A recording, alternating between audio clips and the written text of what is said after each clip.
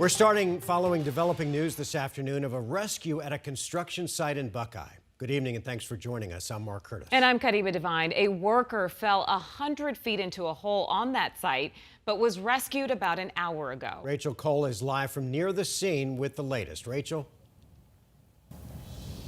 Hey, good evening to you, Mark and Caribe. That stretch of road, Durango, that we're on here off of Miller is now reopened after multiple agencies came to that man's rescue. Authorities telling us at this hour that he was responsive on site following that particular rescue. Take a look.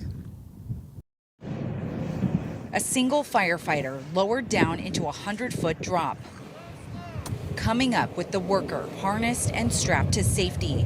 Neighbors watching it all unfold. Hopefully the man is safe and well and stuff like that. At the time of rescue, we were able to still communicate with the individual, and they have been transported to a local trauma center for evaluation. Successful in part to advanced training. We're lucky here in the Phoenix Metro to participate in a regional training group. We all train together. We all follow the same policies, practices, and procedures.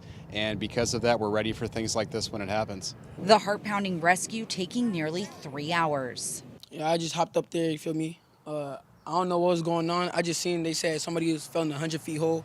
I was shocked. I was like, dang, 100-foot hole, that's crazy to me, you feel me? With dozens of first responders ready to assist, crews able to ultimately save this man's life. Yeah, that firefighter that went in their hole was kind of low-key brave. Just incredible. And construction did continue for a couple of hours after this rescue. We saw crews coming and going. Things much quieter now as the day wraps up. But again, an incredible rescue by all of those responding agencies and that coordinated effort out here for a successful outcome. We're live in Buckeye tonight. Rachel Cole, 12 News.